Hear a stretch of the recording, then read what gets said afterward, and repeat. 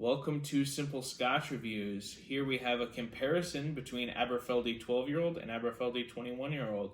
Both are Highland single malt Scotch whiskies bottled at 40% ABV. Let's take a look at the two.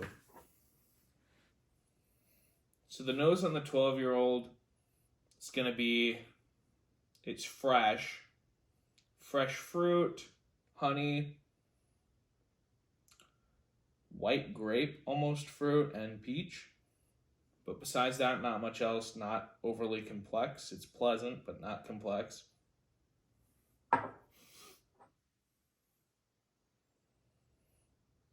Okay, so going to that 21-year-old, it's a stark contrast. Obviously, it has the additional maturation time, but there's almost no dark notes of any kind in that 12-year-old. There aren't any.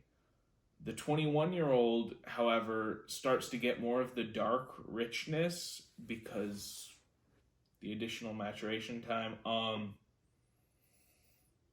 I almost don't even want to say the 12-year-old has honey now because the 21-year-old is such rich honey. The 21-year-old is rich, flavorful honey, whereas the 12-year-old, that can almost just be called simple syrupy sweetness now. Like sweetness from a canned fruit. The 21-year-old has that rich honey aroma. 21-year-old also has oak presence, which I don't really get much detectable oak or spice at all in the 12-year-old. I'm getting both baking spice and the oak in the 21. I also don't get the same fruit. The fruit I get in the 12-year-old, I'd say on the nose is white grape, maybe peach. On the 21-year-old, I'd say it's more of an apricot. Let's try them.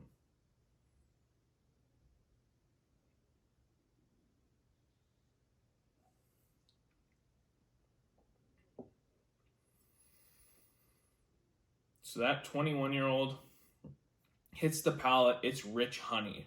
Rich honey, there's a little fruit with it, but that rich honey is the dominant note. Then comes the fruit, some warm baking spice. I don't really get any oakiness on the palate, mostly just honey, baking spice, and fruit. The finish is lingering honey. In the finish, you start to get a little bit of malt, at least I do. I don't really get much malt in the palate, but in the back end I start to pick it up.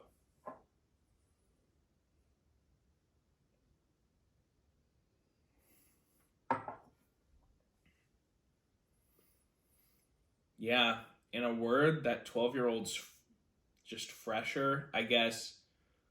More fresh makes sense considering the 21-year-old's been maturing in the barrels much longer. It doesn't have the youthful vibrance per se that the 12-year-old would have. But the 12-year-old, while sweet, is not on the same level as the 21. It is in terms of like how much sweetness there is, but the richness is not even close between the two.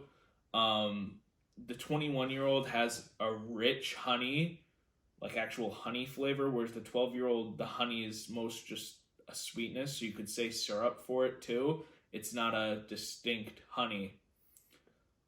Yeah, I much prefer the 21-year-old because to me, it's got what the 12-year-old has, which is fruit, less of it, but it's got the introduction of that rich backbone of honey with the baking spice, whereas the 12-year-old's just a lot less deep.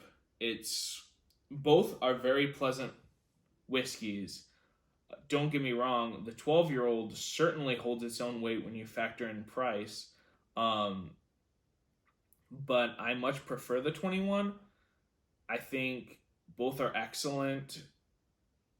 Both are for people who prefer more rounded whiskey, less bold, punchy flavors. Certainly not someone who's looking for a bunch of smoke. You're not getting smoke in these. But I think that both are excellent, and I would say quick synopsis. The 12's lighter.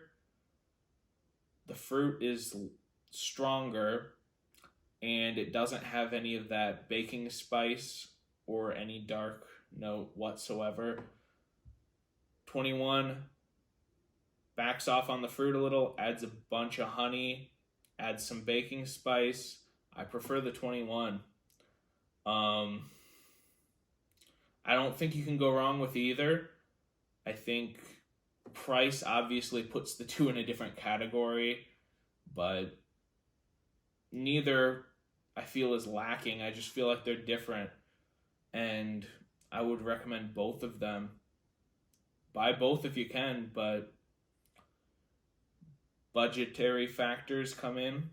12-year-old's a good option, but that 21-year-old is a great special occasion. I honestly think that Aberfeldy's another good summertime Scotch because it's just light, refreshing.